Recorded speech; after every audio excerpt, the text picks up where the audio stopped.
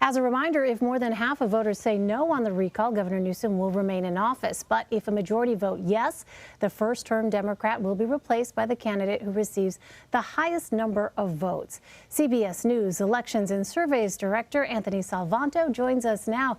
So, Anthony, what are exit polls showing so far? Hey there, Elaine. So, look, CBS News exit polls have been talking to people first who cast mail and early ballots, and then today interviewing people who went to the polls. We put all that together and we can start. Now, the polls are not closed yet. I should emphasize that. We can start to read the tea leaves a little bit from some of these poll results, except instead of, tea leaves, it's big purple bars. So let me walk you through this. Most important issue, what was on voters' minds as they cast the ballots, coronavirus #1. Now, there's been a lot of talk about Governor Newsom's policies towards coronavirus. So there was a big part of the campaign, as folks have mentioned, what would happen if he were replaced. That is the #1 issue. Maybe that portends pretty well for him. We already know a lot of Democrats have cast ballots.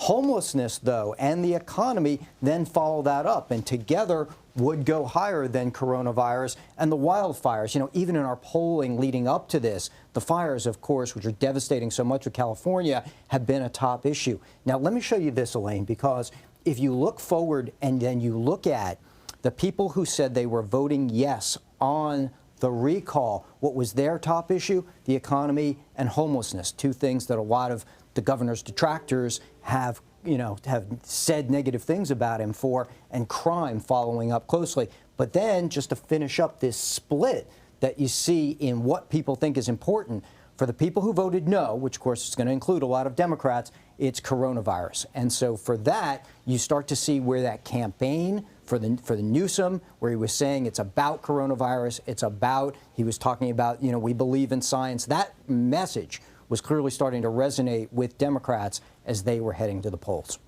Good to see that. And a reminder, if you're voting no on the recall, you're voting to keep Governor Newsom. If you're voting yes, you're voting to boot him from office.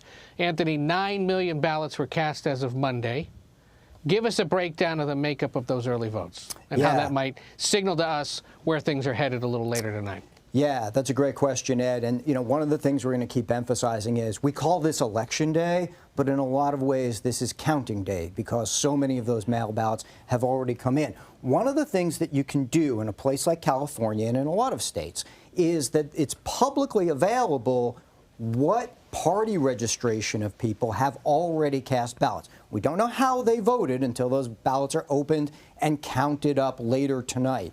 But we do know that Democrats have cast 52%, according to our CBS News analysis, of the ones that were cast. And that compares to just 25% that came from registered Republicans. Now, again, party registration doesn't exactly mean how you vote, but it does give an indication, and you square that with the polling where Democrats were saying that they were going to vote no, and that's why you see a lot of people saying that Newsom and the no side may have that early lead of votes that are already, we use the terminology, in the bank, which is to say they've been cast and then they're queued up in those hoppers ready to be counted later tonight. All right. So, Anthony, given what you just laid out there, are we seeing more Republicans turn out for in-person voting? I think that's the big question, and I want to emphasize polls are still open and things are still going on. What I'm seeing in terms of the tallies coming out of the exit polls is that there is turnout in some places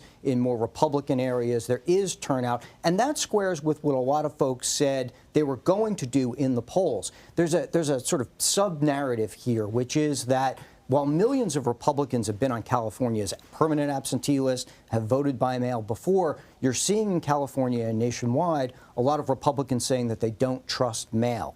And so that's really coming out of the 2020 campaign and that narrative. So I will be interested to see, and we're going to keep tabs on that from the decision desk all night, just what turnout looked like. I think if 9 million were already cast, you get another 3 million that vote today. That's the way that the yes side might think that they have a chance of closing the gap. So what else are you watching for as the votes are counted? And let's be selfish about this. How late are we going to be up on the East Coast helping out our friends out west? Look, Ed, you and I have been through some very late nights together, and I don't know. Yes. I mean, it's going to be tough to set the record. It's going to be tough to set the record, considering that 2020 went like a week we were gone. So I don't think it's going to be that. Look, people should know this. California historically does not process and count all of its ballots on election day, on election night. And that's just the usual process, because they've got to go through, they've got to verify the signatures, make sure everything's in order, and then count them. What they usually count is maybe somewhere between 2/3, maybe we'll see 3/4 of those ballots. So here at the decision desk, if we get a lot of those results in, and it looks like whatever side is winning has a sizable enough lead that it wouldn't be surmountable, even when the rest of those late arriving and uncounted ballots come in, then we can start to characterize and maybe make a projection in the race. Let's say Eastern time, you're looking at polls close at 11, give that an hour or two. If you're on the West Coast, polls close at 8, give it an hour or two, and let's see where we are, and I'll update you as we go.